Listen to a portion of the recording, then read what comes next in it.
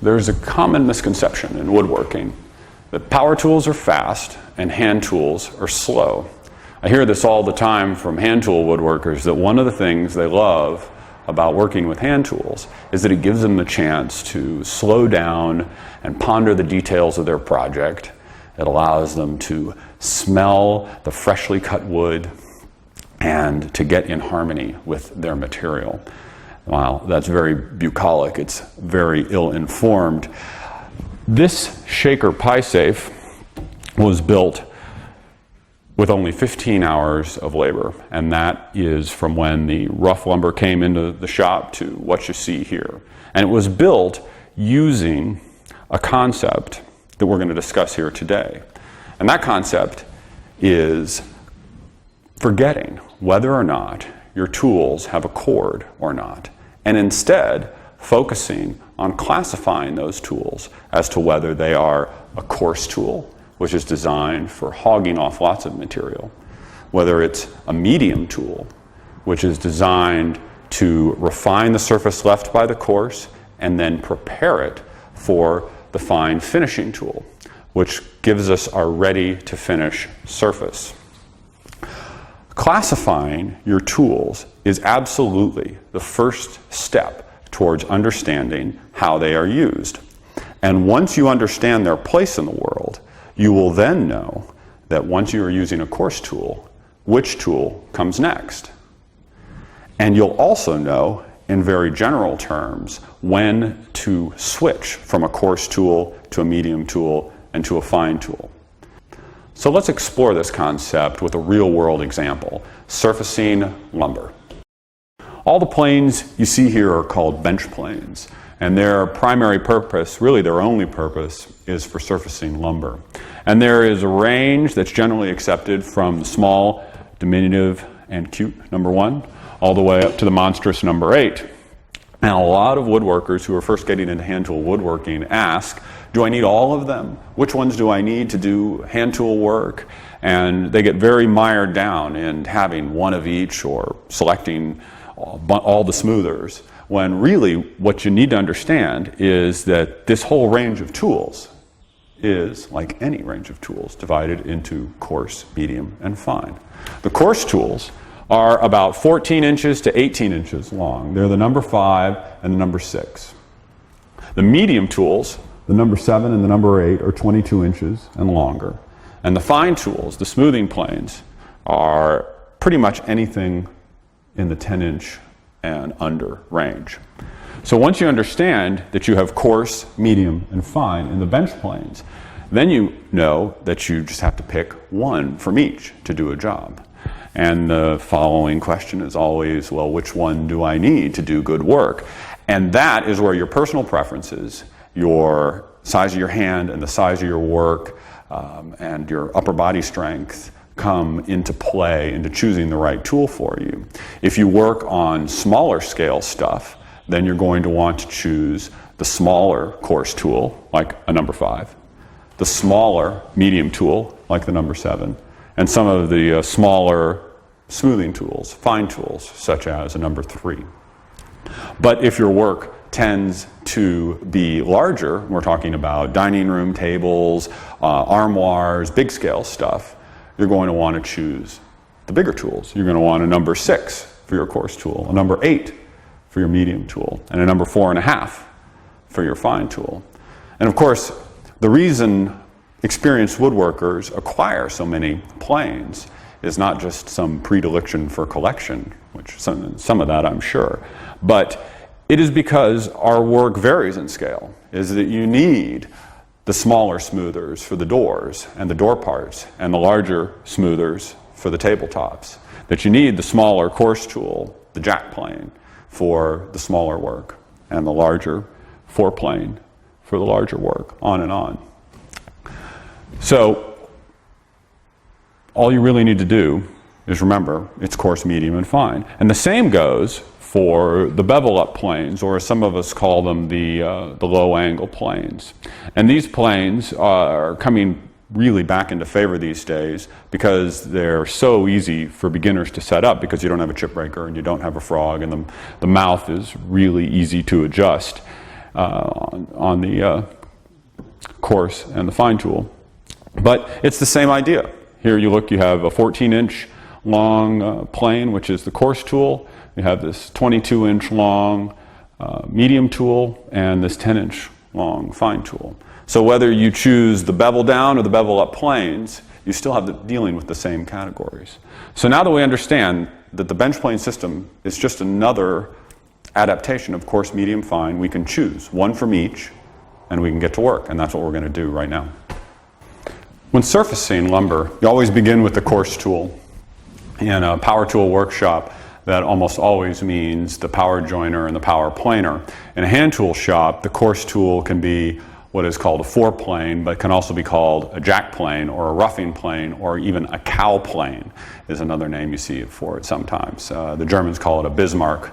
Other people call it a scrub. But in my shop, I generally use a power joiner and planer, but here today we're going to show a jack plane in use.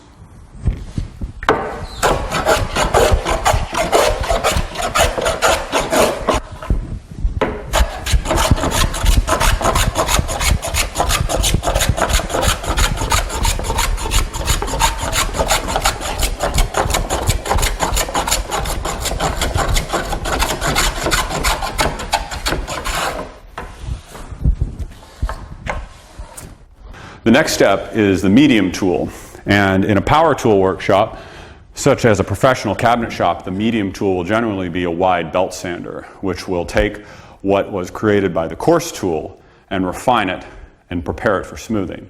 And in a shop that uses a hybrid approach or a hand tool shop, the next tool is the joiner plane.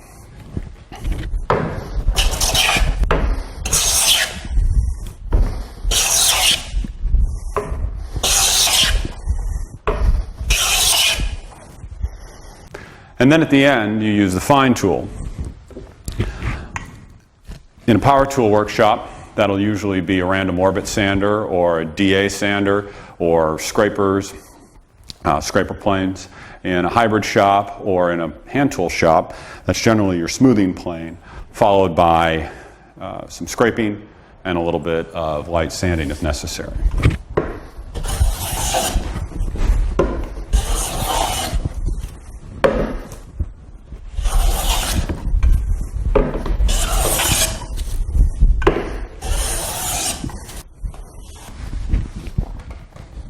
So as you can see, what's important here is you can mix and match hand with power. You can use power tools for certain steps and hand tools for the other steps. You can use power tools for the coarse joining and planing and then pick it up with the joiner plane or the smoothing plane for the medium and the fine.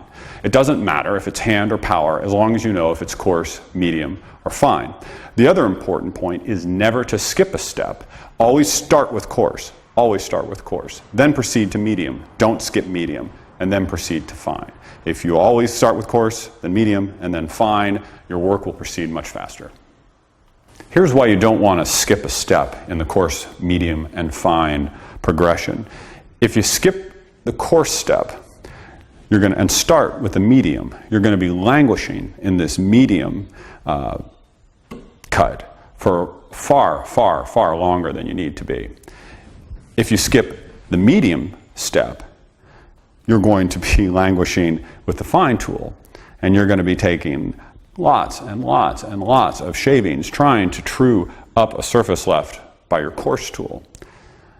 And if you skip the fine step, your surface will simply be unacceptable in the end, and you're going to have to start all over again and get it to where you want it.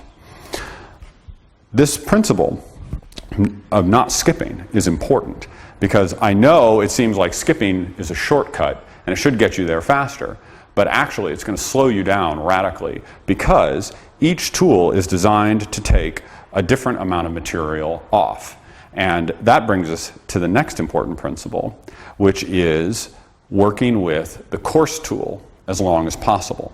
That's the second thing you need to know about coarse, medium, and fine, is you work as much and as long as you can with a coarse tool before you finally begrudgingly skip to the medium tool. And then you get the medium tool, you get the surface, in the example of planes, almost ready to finish, almost perfect.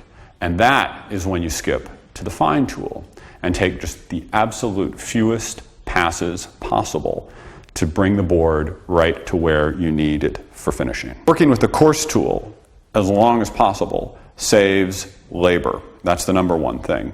If you look at it down here, we have the coarse shavings produced by the jack plane, scrub plane, foreplane with your coarse roughing plane. And these are really quite thick. I don't have a dial caliper on them to measure them, but you want them to about look like this and just fly out of the plane.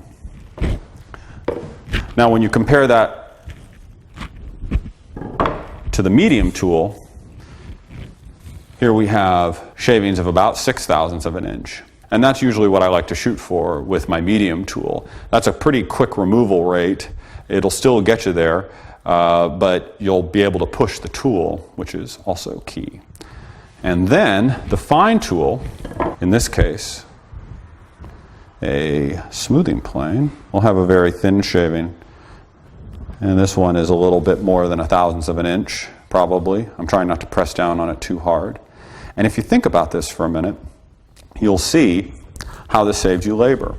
For every stroke I take with the medium tool, which is 6 thou, I save myself 6 strokes with the 1 thou tool.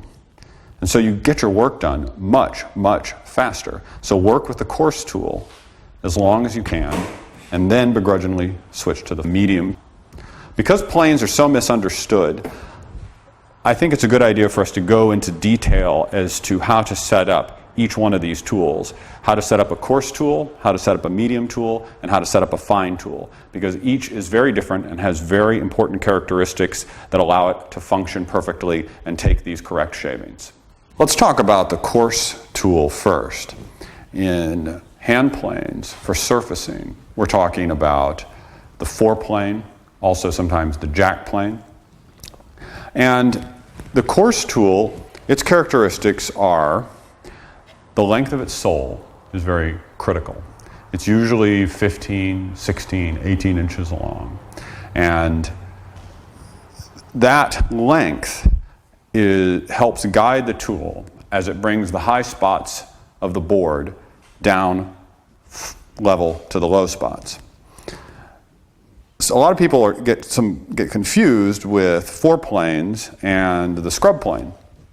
And this is a Stanley 40.5 model made by Lee Nielsen. And the scrub plane is a lot shorter. It's about the length of a fine tool, about 10 inches long.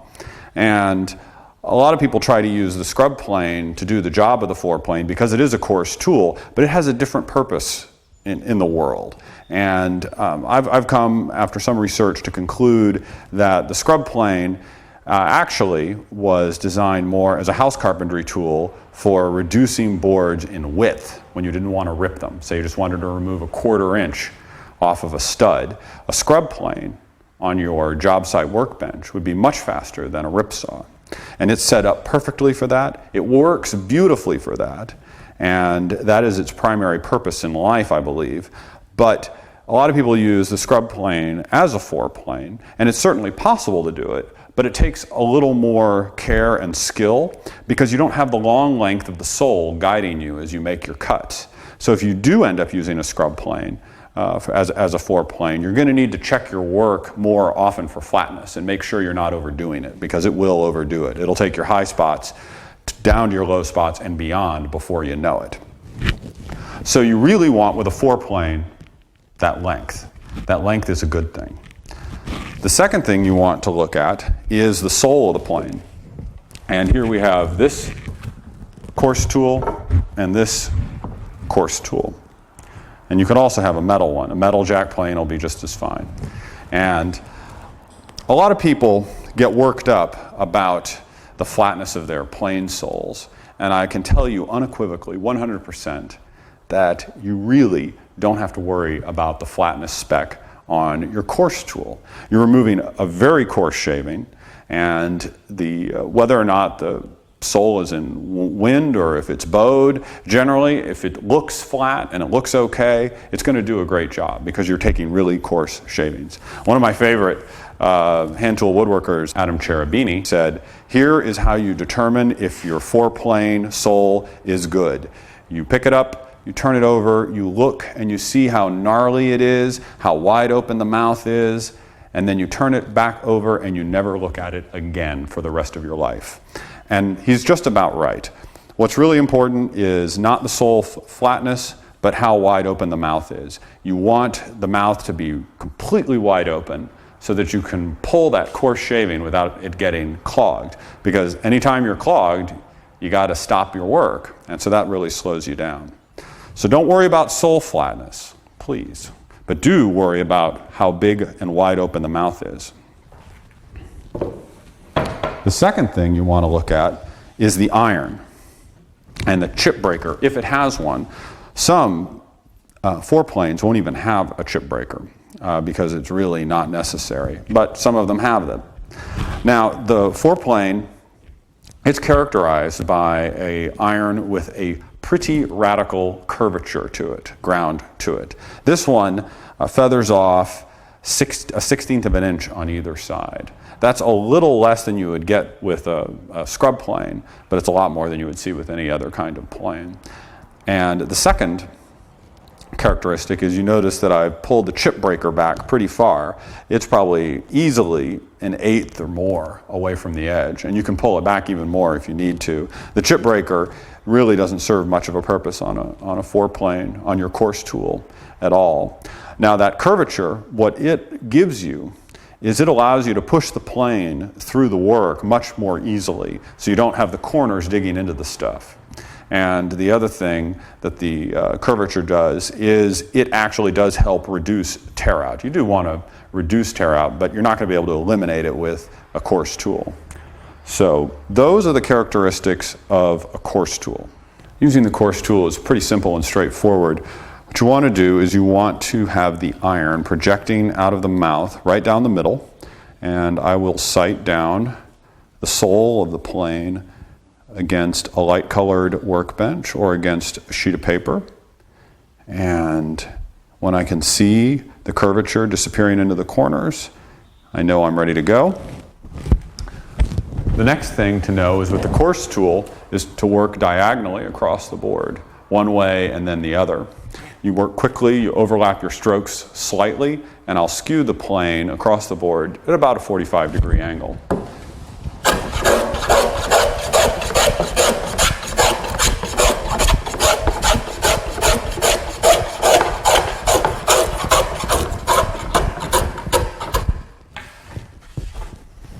Come back, go the other direction.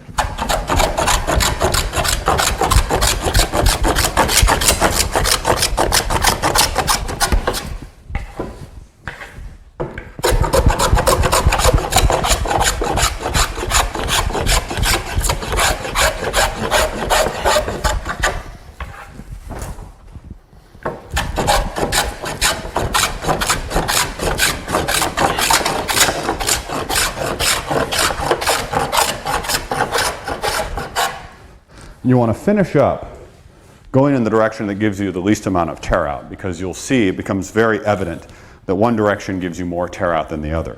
You're going to have tear out, but you just want to look for the least tear out and finish with that stroke.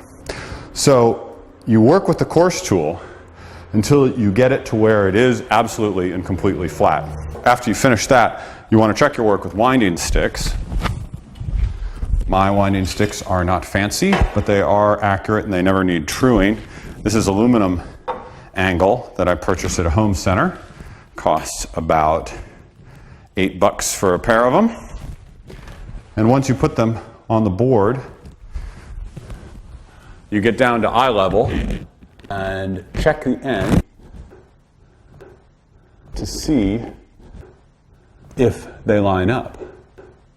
And you'll see immediately that any warp or wind in the board is exaggerated by the length of the sticks. And I can see that my far corner is higher than my near corner. And I'll usually check the board to see how bad it is at a second location. And I can see there that they're very close.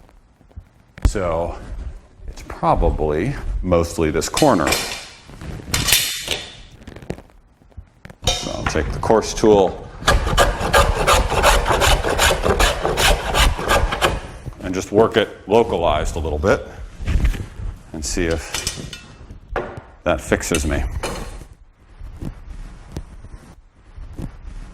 If you're having problems focusing here and here, one of the things you can do, and this is a little trick from that I picked up from photographers, is you can put a small pinhole in a piece of index card and look through at your winding sticks through the pinhole. The pinhole closes down. It's like the aperture of a camera, and it's like an f-stop, and it stops you down and it increases your depth of field. It really works. I've had some problems with getting that focal distance, focal focusing when I'm doing bench tops.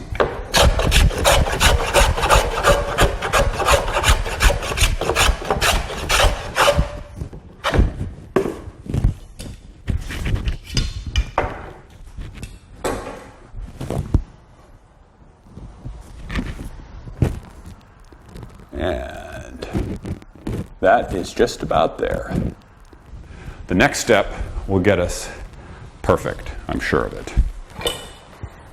So now the surface is pretty much flat, like you would get out of a planer, powered planer, and we're going to use the joiner plane next as our medium tool to bring this to perfect flatness.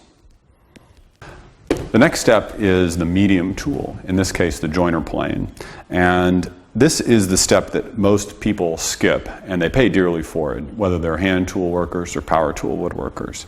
If you go right to the smoothing plane after your joiner or planer or after your scrub plane, you're going to be working your rear end off with the smoothing plane, working over those furrows that have been put into the work either by your power tools or by your hand tools. So don't skip the joiner plane. Don't skip the medium step, whatever you do. The medium tool, in this case the joiner plane, has several characteristics which are extremely important. The number one being the sole length. A joiner plane is usually 22 inches or longer. In this case, the number 7 is about 22 inches long. And the sole, the long sole, trues the stock. It brings the stock into just as flat as the sole is. And the 22 inches or longer is sort of a magic number because most cabinet stock for building any piece of furniture is going to be about 48 inches long. So at any given moment, this is going to be covering half of your cabinet piece, no matter how long that is. And that's what gives this plane its power to flatten. When it comes to the sole of a medium tool, such as the joiner plane, this is where sole flatness becomes important. As I said earlier, taking about a 1/6 thou shaving with a joiner plane when you are truing stock. And the sole flatness needs to be able to accommodate that 1/6 thou. So it needs to be less than 6/1000 of an inch bump anywhere. So you want it just as flat as you can get it, because what this tool does is it makes everything easy for the next tool. If this tool is indeed completely flat, the surface that it leaves will be very, very easy to smooth because it will be to the smoothing plane completely flat because it has a shorter sole. So if you're going to spend a lot of money on a tool, the place that I would start to spend it is I would really look at spending it on a joiner plane. And I would really, if you have a wooden one, I would spend a lot of time trying to get that sole as flat and as true as possible. Or if you have a metal, an antique metal joiner plane, that's where you really should try to get it flat. Though I find joiner planes almost impossible, the antique ones, to flatten. It just is really extraordinarily difficult to get a 22-inch piece of metal completely flat without some kind of machinery to guide you. So do pay attention to the sole flatness. The next thing that's important about the medium tool is the iron and the chip breaker. The iron is similarly curved, just like the coarse tool is, but the curvature is not nearly as severe. I think this one probably curves off about 8 or 10,000ths at the corners. So much less than the 1/16th that we saw on the Coarse tool. But it is a significant curvature, and it serves the same purpose as the curvature does on the Coarse tool, and that is to make it easier to push the tool through the cut when you're working the surface, because you are taking a pretty heavy cut. A 1/6 or 1/8 thou shaving is a pretty significant cut. The second thing to note is the chip breaker. The chip breaker is set a lot closer. I have this one set about a 1/16th of an inch from the edge. And the chip breaker does serve a purpose on the medium tool because you want to get your surface as close to finished as possible with the medium tool. And so the chip breaker, which will limit some tear out, is going to help you get there faster. So do pay attention to getting the chip breaker up close and tight on the back of the iron. The next thing to pay attention to is the mouth. The Coarse tool has a wide open mouth. The medium tool has a mouth that is big enough to pass an 1/8 thou shaving or bigger. And this mouth is set probably a little finer than it should be, than I like. It's more like that, but that's about right. But you really don't want it to clog. A tight mouth will help reduce tear out, but it's also more likely to clog, and so try to find that balance, and then so it is a medium tool all the way around. With the medium tool, you want to set the iron in the center of the mouth, just like you would with any plane. Your projection is not going to be as radical as with the Coarse tool, but it is pretty significant and it is visible.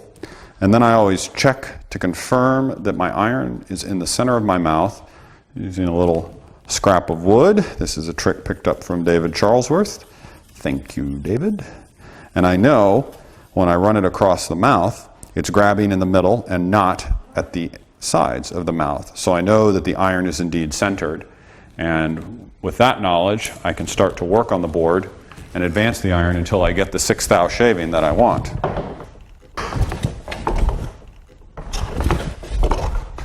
This is one of the big advantages of using a Bailey style plane like this is that I can actually advance the iron in the middle as I'm making the cut until it gives me the feedback I want. So that's sounding about right. And the shavings look right. One of the most shocking demonstrations I give with power tool woodworkers is I'll take a board that they have trued on their joiner and planer, and they think it's flat. But once the joiner plane goes on it, they can see how power joiners and planers don't get the board as flat as you might imagine. So now these full-length, full-width shavings and the sounds they are making are telling me that I'm very close to moving to a fine finishing tool. And you want to take the surface as far as you can with this tool until you're not improving it. And as soon as it's not improving, that's when you switch to the fine tool to take it, just as that last little step. When you haven't gotten the board completely flat with the Coarse tool, with the foreplane or the jack plane, is that your winding sticks show you still have some problems. If you start off with your joiner plane, then working diagonally, you can usually correct those small problems.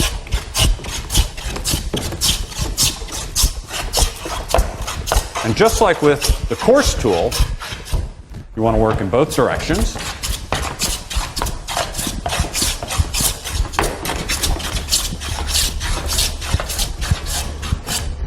And then at the end, you do want to come back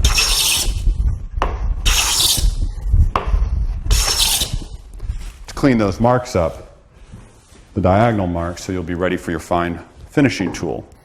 I see a lot of woodworkers who obsess over the sharpness of the blade of their smoothing plane and sharpen it a lot, sometimes touching it up 3 or 4 times in a project. And that's because they're using it too much. They haven't done their work with the medium tool that brings it almost ready. You shouldn't have to sharpen your smoothing plane all the time. If you set it and you use it correctly and you're just taking fine shavings and only a few of them, then it'll stay sharp for a good long while. Now, there are several characteristics to the tool that are important and different from the medium tool and the coarse tool. The number one being the length of the sole. The fine tool, the smoothing plane in this case, is a much shorter sole. In this case, I'd say it's about 10 inches, 11 inches, and then it goes down. This short sole length allows you to ignore any hollows and highs that might be in the board that were left by the previous tools.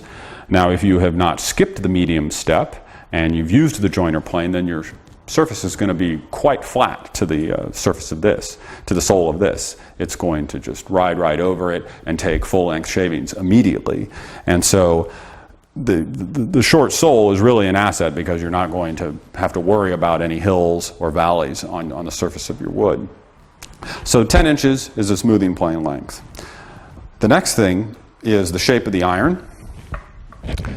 And the iron of the smoothing plane has a curvature that is very slight, very difficult to see. Actually, with the naked eye, you almost can't see it. The only way to test for it is to hold it up against a strong light and look at it underneath a wooden straight edge or a piece of plastic.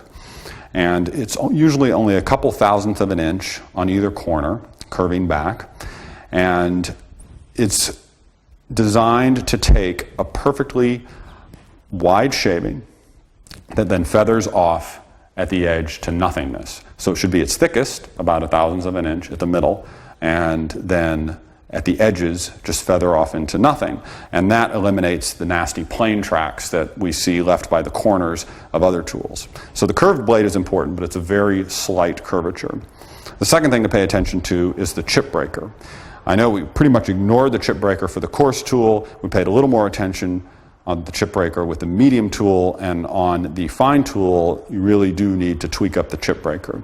It is very close to the cutting edge, usually about a 64th, and it is dead flat and tight on the backside of this iron. You want to look for light by holding the chip breaker and iron assembly up to a strong light and make sure there's no light peeking between it, because any light, it means you have a gap big enough for a very small shaving to cram up there, and that's going to clog your mouth, and clogging will slow you down. So pay a lot of attention to the chip breaker, get the chip breaker right, and you'll be in good shape. The final characteristic we want to pay attention to is the mouth opening. And on the fine finishing tool, the mouth needs to be very tight.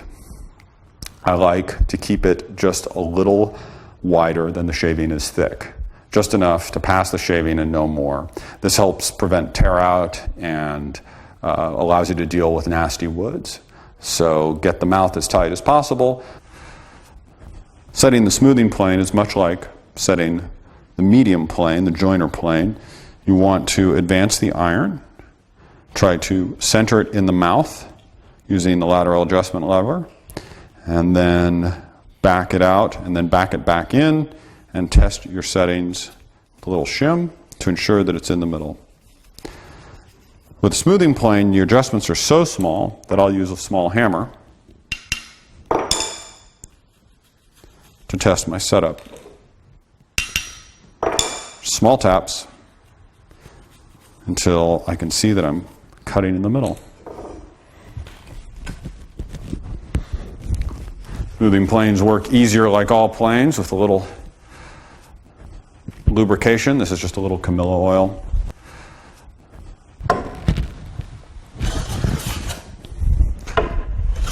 What's important to note about the smoothing plane is that your first few strokes are going to feel very irregular. And that's because you're removing those furrows that were across the board left by the medium tool, by the joiner plane. After a couple strokes, though, and note that I'm overlapping my strokes very carefully, the shaving should become much more regular and emerge from the mouth whole and long.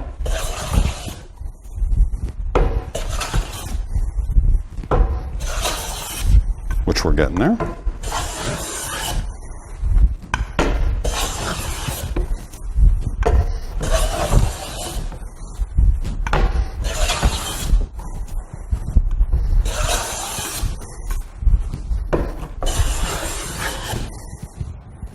That's much more what we're looking for.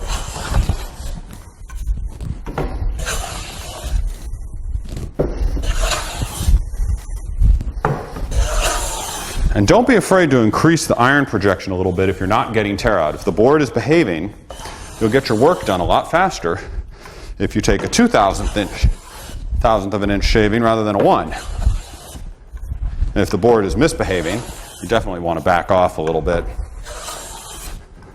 So now we've gotten just about all the tear out that we can with the smoothing plane, and this is probably the last pass.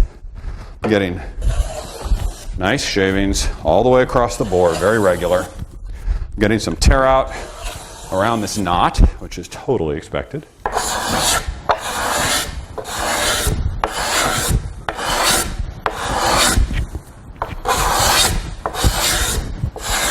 If I'm so inclined, I will blend in the scraped surfaces with the planed surfaces using a little bit of 220 grit sandpaper, but it will be very, very light.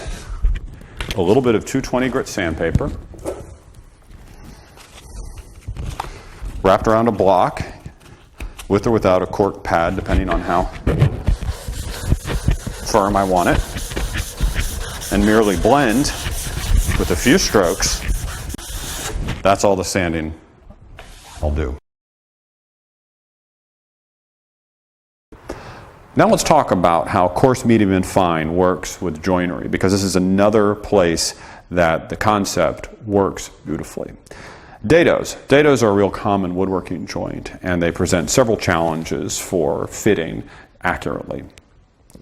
Now, the coarse tool in cutting a dado can be hand or power, just like with any application. You can use a router plane, you can use a dado plane, you could use a powered router with a dado bit, you could use a dado stack in your table saw. But whatever one you use, it's going to produce a cut that needs some refining in the medium. Here, I've made a dado in this case side with a router and a straight bit. But it's kind of cobby on the bottom, and so I'm going to first clean that up with my medium tool. And in this case, the medium tool is a little shoulder plane.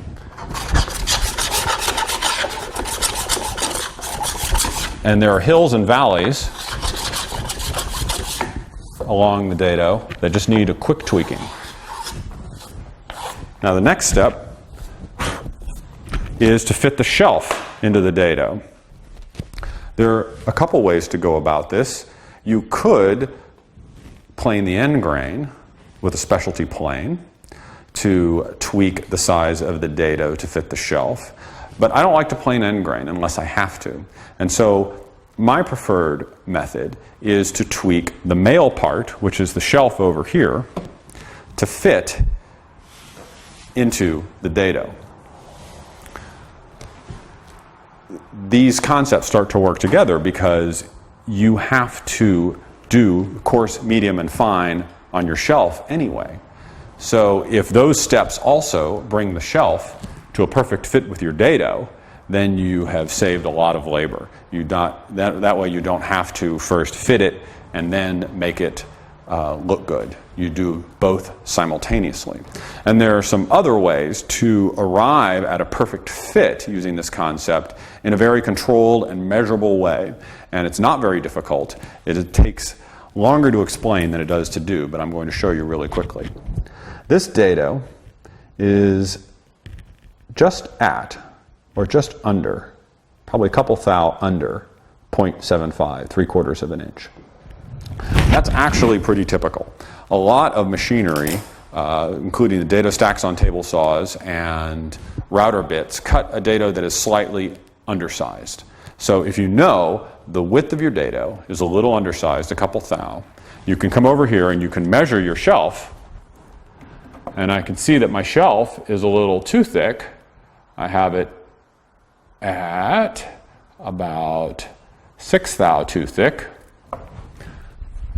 And now I know that if this is 6 thou too thick to fit in here, that if I use my planes to remove 6/1000ths of an inch from the shelf, it will fit in here just perfectly. And if I stagger those cuts in such a way that I get through my medium and my fine, all the better. So if I know this is taking, say, a 5 thou cut or a 4 thou cut, I'm probably going to be too heavy, and I'm going to be removing too much, and this is going to be undersized. A few thou under, it's not going to matter, but you want to try to hit that as close as possible. So you might want to back off your medium tool a little bit, or maybe use your fine tool for a few more strokes to get it too close, because this tool is only taking 1 thou off. So if I need to take off 6 thou, and I'm going to use a 1 thou tool, I'm going to take 3 on this side and 3 on the other, and then it should fit just perfectly. And that's what we're going to do right now. I've set my medium tool, my joiner plane, to a slightly less projection than normal, so that I don't take off too much too fast. It'll result in a little extra work, but I'll get a good fit.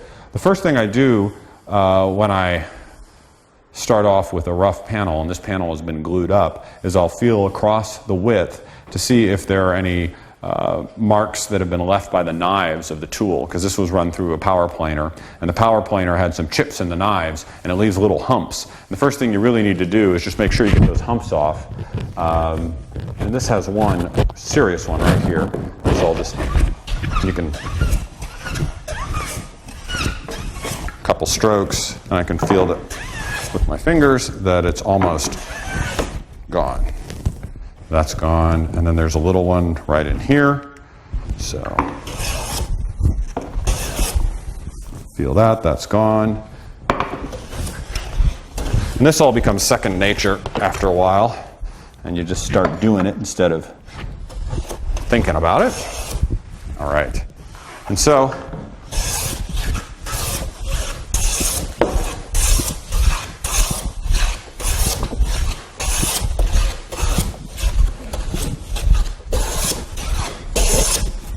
you can see there's a low spot here where I'm not touching.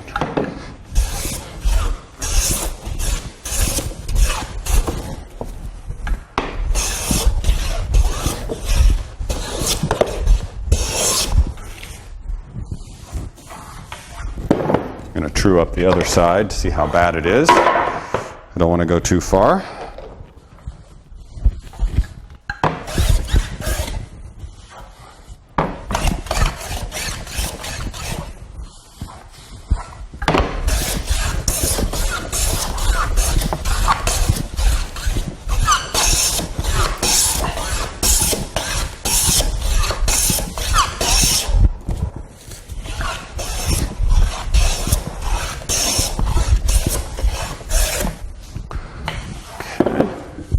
This side looks a lot better, so I'm going to make this the show side and not worry about the underside.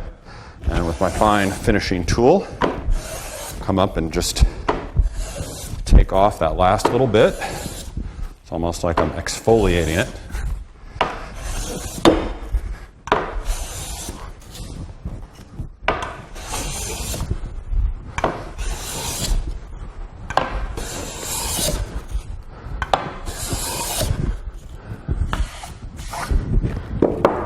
Just a little bit of scraping to do.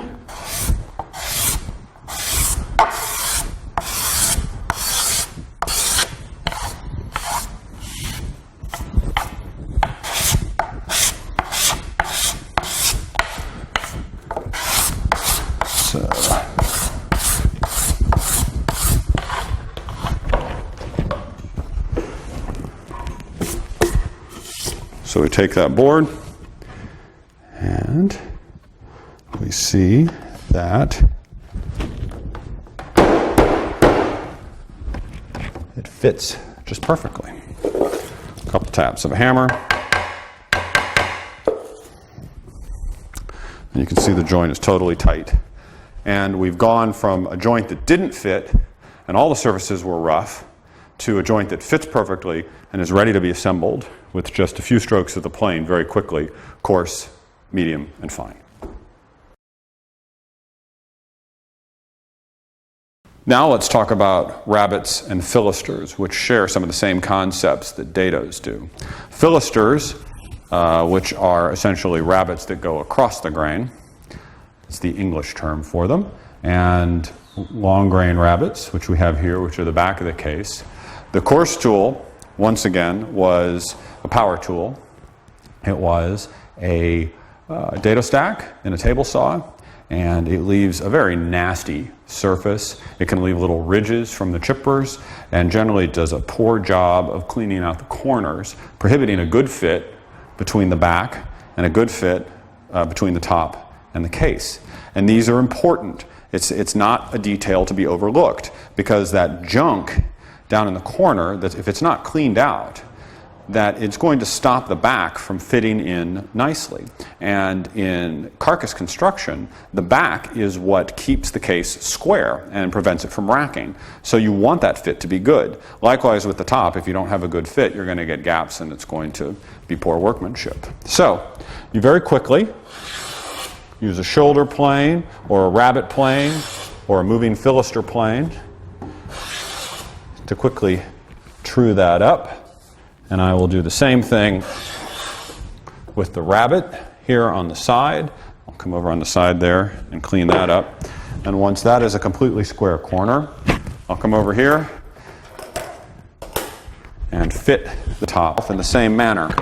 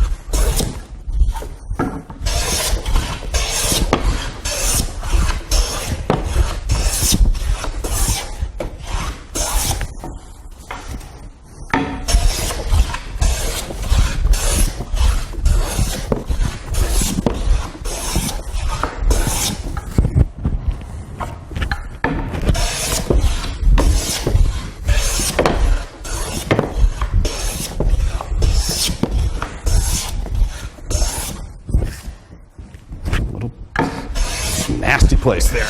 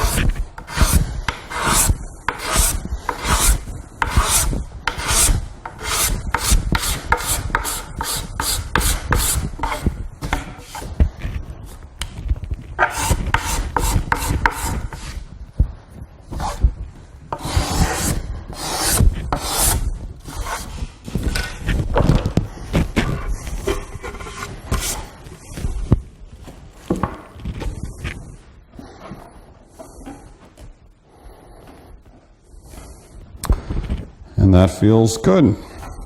All I'll do then is trim up the front and back edge and give it a little hand sanding to bring it up to the surface of the rest of the case.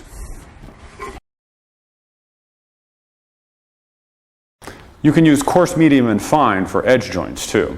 If you think about it, the coarse tool, the table saw, is for ripping. So you rip your boards to width roughly with the coarse table saw. Then you refine that edge with your powered jointer. The powered joiner, a lot of people will go straight from the powered joiner to gluing up a panel. But sometimes you really should refine that edge. You get better glue adhesion by removing the ugly tool marks, the furrows all the way across the board. Plus, you can also spring the joint with a joiner plane as the fine tool. And the spring joint is where you remove a little bit more from the middle, creating essentially a concave surface. And then when you mate it with the other concave surface and you clamp across the center, one clamp across the middle will clamp the entire joint. Sprung joints or spring joints are not always necessary, but they are a real helpful technique to have in your tool belt when your stock is a little wet, because the ends will dry out faster than the middle. And if your joint is sprung and your ends dry out, then the joint will stay together. If your joint is not sprung and the ends dry out, your ends will split. So, edge joining is thumb down, ball of the thumb down against the body of the plane, and then you use your fingers as a fence below and have them follow behind, trailing behind the work. And you are looking for shavings of a consistent thickness and width all the way across the edge, which I'm almost there.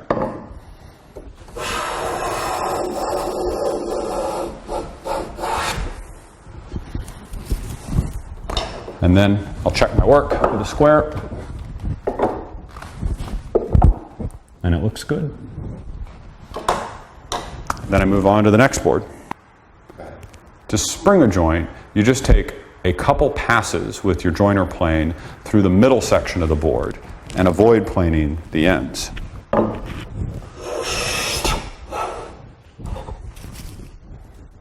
Doesn't take much.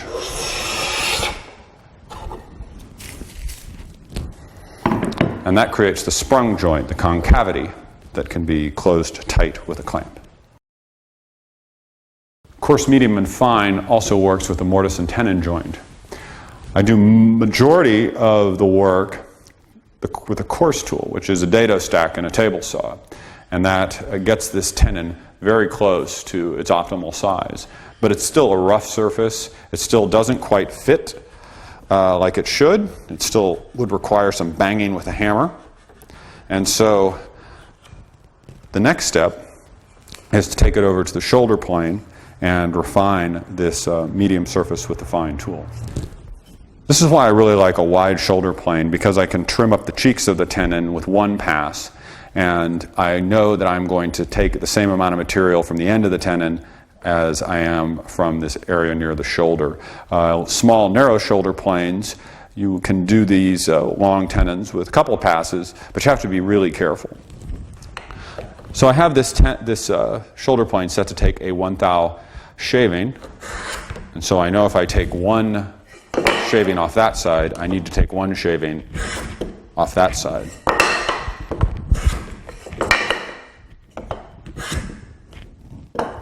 And then, after a couple strokes, check my shoulder, look for junk, and then see how it fits.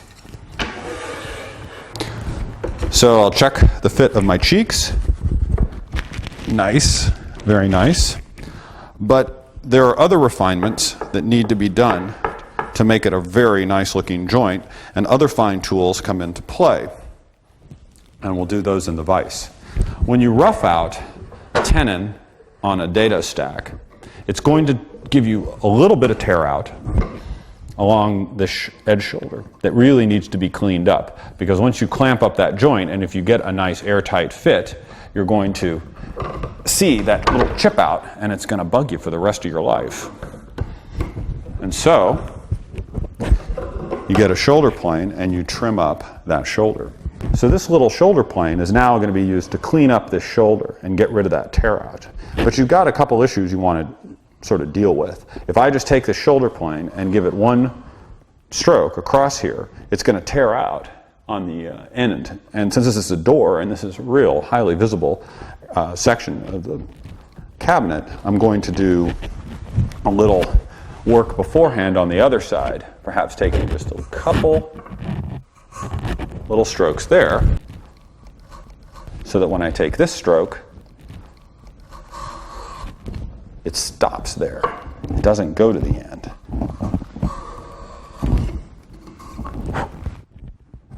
Come over here and take a little stroke. And that's looking a lot better. The one final refinement you can make is with chisels, and that's what we'll do next. The final finishing tool is the chisel, and there are several areas of the tendon that you can chisel away to get a tight fit without worrying about having a gap. And if you chisel here on the end grain, just along the shoulder, but not to the face, you can tighten up that joint by removing this meat, which might be interfering with your joint. You can also chisel away on this side, up here, up into the edge. And if you just pay attention, so you can see I'm starting here on the inside. I haven't touched this edge, but I've removed the meat down here, and that will allow me to tighten up my joint if I'm having problems. Same goes there.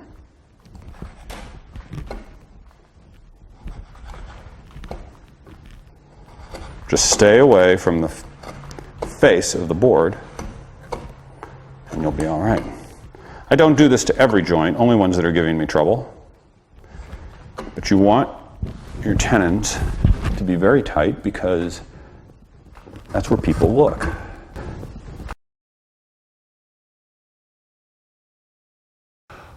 When doing curves in furniture scale work, there's also the logical progression from coarse, medium to fine. The coarse tool can be any one of a variety of tools. If you're a power tool woodworker, it's usually the bandsaw. If you're a hand tool woodworker, you're going to focus on the bow saw, the coping saw. Sometimes people use a draw knife to bring down a curve roughly. I also like to use a scrub plane when I'm doing gentle furniture scale curves that are outside curves. It's surprisingly effective on edges and about as fast as a bandsaw.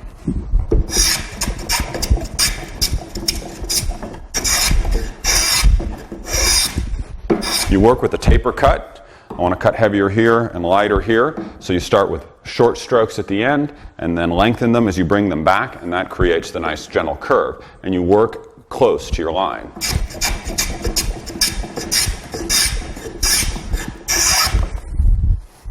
Once that's reasonably close, the next step is to move to the medium tool. A lot of people neglect the medium tool, and it causes them problems when they go to the fine tool. The fine tool is usually a spoke shave or a scraper. If you go straight from this coarse edge, no matter how you produced it, with a bandsaw or with a scrub plane or with a draw knife, it's going to be too coarse for the spoke shave to ride it smoothly. It's going to skitter over the high spots, and it's going to be really difficult to control the tool and get a nice consistent cut, and you're going to be working at it a lot longer. So what you need to do is you need to use the medium tool.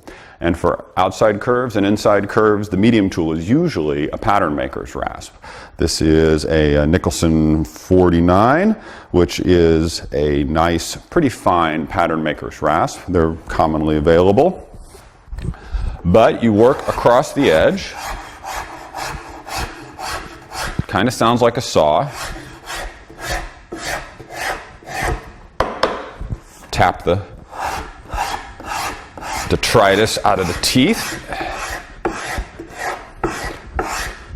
Doesn't take much, and you'll start to see the edge become consistently furrowed as you progress.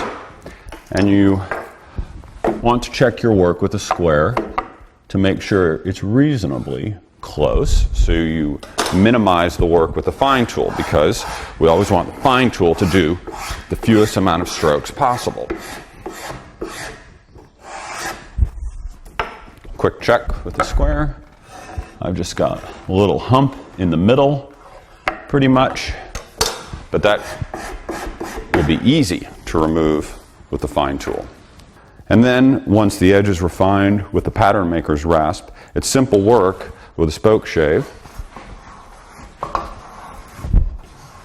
to bring down that hump in the middle.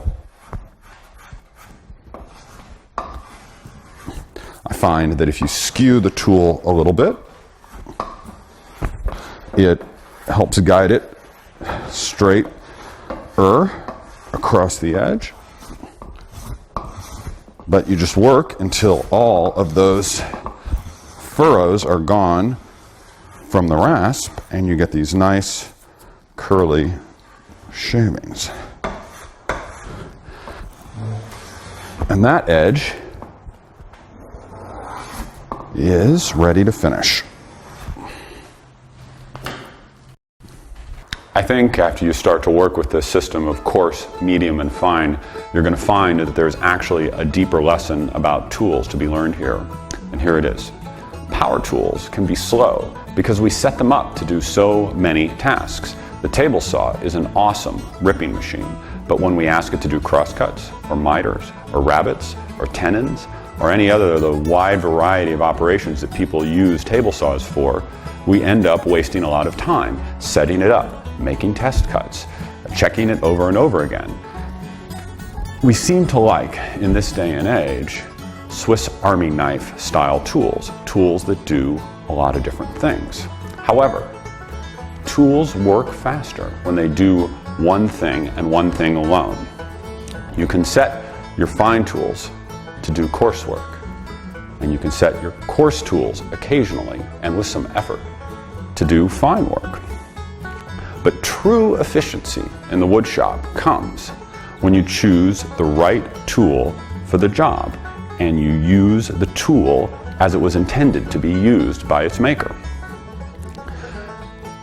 When you do that, you'll use the coarse tool for coarse work only, medium tool for your medium work, and fine tool for fine work. And as a result, you'll be able to build projects faster than you ever imagined before.